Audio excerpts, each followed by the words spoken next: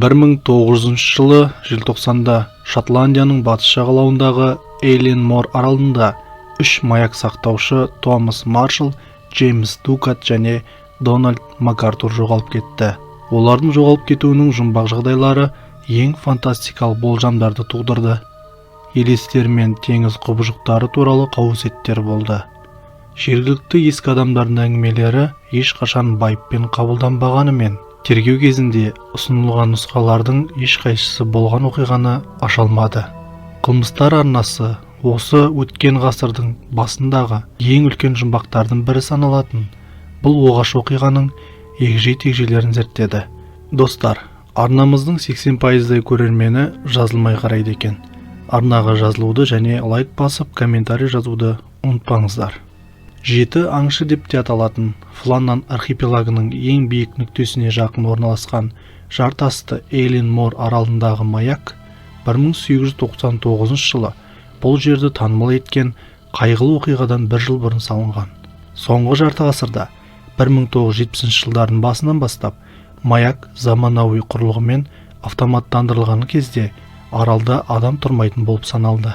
Аралда маяк пен өткір жартастардан басқа тек көне шіркеу бар. Оны 7 ғасырда колонизациялаған Ирланд епископы Фланнан тұрғызған деп есептеледі. Аңыз бойынша оның атынан архипелаг аталды. Ежелден бері Эйлин-Мор қажылар мен аралға келушілер арасында үрей тудырғаны таңғаларлық емес. Бұл жерде оғаш ырым-жырымдар мен оғаш жоралар дәстүрге айналды. Мысалы, аралға келгендер осында өмір сүрген рухтарды тыныштандыру үшін шіркеуді тізе бүгіп айналу керек деп есептелді. Аралға барып келгендердің көпшілігі бұл оңаша жердің ерекше мистикалық атмосферасы туралы айтқан. Жергілікті шопандардың ұрпақтары ғасырлар бойы осында жайылымға қой әкелді. Бірақ ешқашан түнемеген. Олар Эйлин-Морды басқа ел деп те атады. Бұл жердің паранормальды жер екенін білдіреді. Маяк салынып біткеннен кейін бірінші күзетшілер Эйлин-Морға келді. Олар 4 болды. Томас Маршалл, Джеймс Дукат, Джозеф Мур және Дональд МакАртур. Олардың 3-і кезекпен бірін-бірі алмастырып, маяктың жанында күзетіп тұру керек еді. 2 аптада бір рет Эйлин-Морға жеткізілім кемесі келді. Бұл олардың сыртқы әлеммен жалғыз байланысы еді. 1900 жылдың желтоқсан айының басында Джозеф Мур 2 апталық демалысқа шықты. Маяктағы жұмбақ оқиға кезінде ол құрлықта болғандықтан тірі қалу бақыты оған ғана бұйырды. Эйлин-Мордағы алғашқы оғаш оқиғаларды Лид қаласының портына келген Архтор пароходының экипажы хабарлады. 1900 жылы 15 желтоқсанда кеме аралдың жанынан өтіп бара жатқанда маяктағы шамы жанбаған. Бірнеше күннен кейін Джозеф Мур бар кеме Эйлин-Морға кететін болды. Бірақ ауа райының қолайсыздығына байланысты жүзуді бір аптаға кейінге қалдыруға тура келді. Мур ақыры аралдың жартасты жағасына шыққанда оны күтіп алушылардың ешқайсысы шықпады. Кеме келгенге дейін айлақта қажетті дайындықтар жасалмаған. Тұғырын әлінбеген. Бірдеңе дұрыс емес деп күдіктенген Мур келген топтың ішінде бірінші болып тік жартасты беткейден маякқа көтерілді. Кейінірек ол сол сәтте қатты қорқынышты бастан кешіргенін және қиыншылықты алдын ала білгенін мойындады. 2 күннен кейін ол алған әсерлерін былайша сипаттады. Қақпаға жеткенде оның құлыптаулы екенін көрдім. Мен ас үй мен қоймаға апаратын алдыңғы есікке бардым. Бірақ ол да артындағы сияқты құлыптаулы. Бірақ ас үйдің есігі ашық еді. Ішке кіргенде көзім бірер күн бұрын сөніп қалған ошақта болды. Қонақ бөлмелерге кіріп үлгердім. Оларда бос төсек орындарды көрдім. Күтушілер таңертең ерте тастап кеткендей. Ауыр жағдайдың болғаны көрініп тұрды. Болған оқиға 3 жігітті таң қалдырғандай болды. Асхана үстелінде табақ ет, картоп, қияр болды. Кешкі асты жартылай жеп, қарауылдың бірі асығыс құлатып жібергендей, орындықтардың бірі аударылып қалды. Маякты қараусыз қалдыруға тыйым салынғанымен, бірдеңе оларды өз орындарын тастап кетуге мәжбүр етті. Бұл болжамды жаңбырға арналған 3 пальтоның біреуінің кіреберісте ілулі тұрғаны растайды. Желтоқсан айының ортасында тәжірибелі күзетші сырт киімін ұмытып кету үшін әдеттен тыс бірдеңе болған болу керек. Бірақ мұндай жағдайда неге сонша асықпай артындағы есік пен қақпаны мықтап жабуға уақыт тапқаны түсініксіз.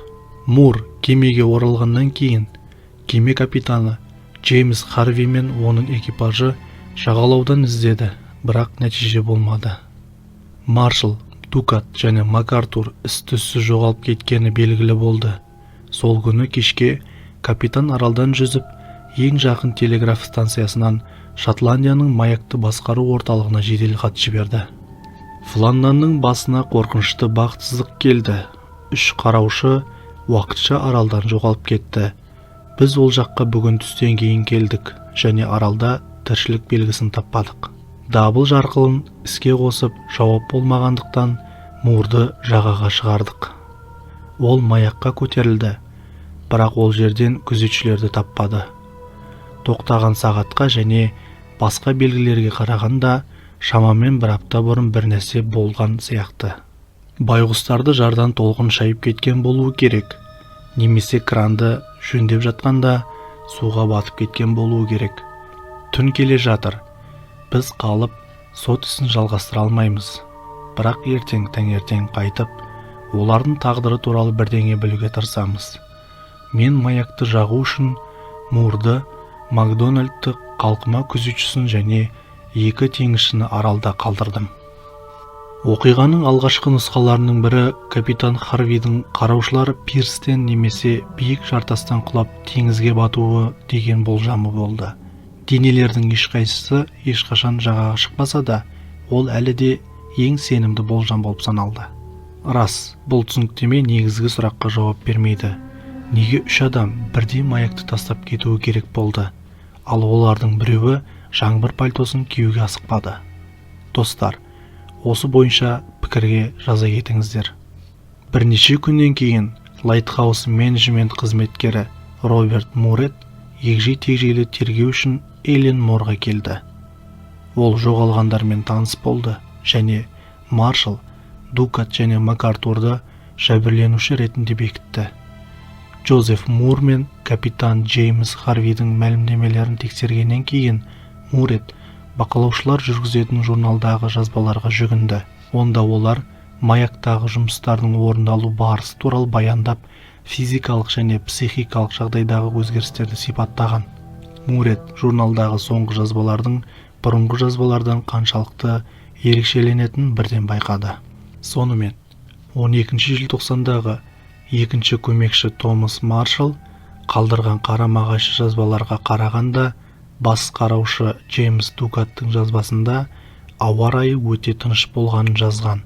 Маршал сонымен қатар 12, 13 және 14 желтоқсанда аймақта ешқандай дауыл тіркелмегенімен, соңғы 20 жылда оның есінде жоқ қатты желдер туралы айтқан. Хабарларға қарағанда, Эллен Мор маңында бір ғана күшті дауыл болған, және ол 17 желтоқсанда, яғни қайғылы оқиғадан бірнеше күн өткен соң болған. Табиғат апаты шынымен маякқа соқтығысса, оны жақын жерде орналасқан көрші аралдардың назарынан тыс қалдыруы мүмкін емес еді. Соған қарамастан, 13 желтоқсандағы жазбада бұрын соңды болмаған желдің 2 күн қатарынан басылмаған айтылған. 3 адам да дауылдың тоқтауы үшін дұға еткен, бірақ олардың ешқайсысы Эллен Морға келгенге дейін діндар болмаған.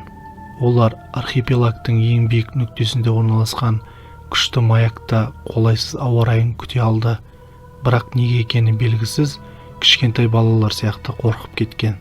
15 желтоқсандағы соңғы қысқаша жазбада дауыл басылды, теңіз тыныш, барлық нәрсенің құдайы бар делінген. Қараушы журналын қарап шыққаннан кейін сұрақтар көбейді. Енді Мурет өзі оқыған ақпараттың дұрыстығына да, Маршал, Дукат және МакАртурдың есі дұрыстығына да күмәнданды. Қайғылы жағдайға қараушының ессіздігі себеп болды ма деген ой келді. Мүмкін олардың бірі жолдастарын өлтіріп, денелерін суға лақтырып жіберген. Содан кейін ол өз-өзіне қол жұмсаған болуы мүмкін. Ресми есепте Мурет бұған дейін капитан Харви ұсынған нұсқаны қосты. 3 бағытсыз теңізге ағып кетті. Бір дәлел пристаннан табылған жаңа дәлелдерден келді. Пристаннан 30 метр биіктіктегі жартаста орналасқан жеткізу краны жанындағы жәшікте сақталуы тиіс арқан бөліктері. Бұл түсініктеме шотландтық маяктардың басшылығын толығымен сендірмесе де, бұл болған оқиғаның жалғыз шынайы нұсқасы болды. Баспасөздің арқасында маяктардың жоғалып кетуі туралы қайғылы оқиға тез арада қоғамдық наразылыққа ие болды, және сол сияқты тез арада барлық болжамдар айтыла бастады. Бұл жұмбақ оқиғаға қызығушылық әзірге әлсіреген жоқ. 2019 жылы Джерард Батлермен бірге жоғалу фильмі шықты. Ол дәл Эйлен Мор аралында өтеді. Сондай-ақ Роберт Эггерстің Вильям Дафо мен Роберт Паттинсонмен бірге «Маяк» деп аталатын камералық триллерінде атап өткен жөн. Екі таспа да аралда болған оқиғаны келтіреді. Шындыққа келетін болсақ, 1900 жылдың желтоқсанында Эйлен Морда не болғаны нақты айту мүмкін емес. Бір ғана нәрсе, бұл трагедияны еске алу, мистика мен жұмбақтарды сүйетіндердің санасын толғандыра беретіні сөзсіз.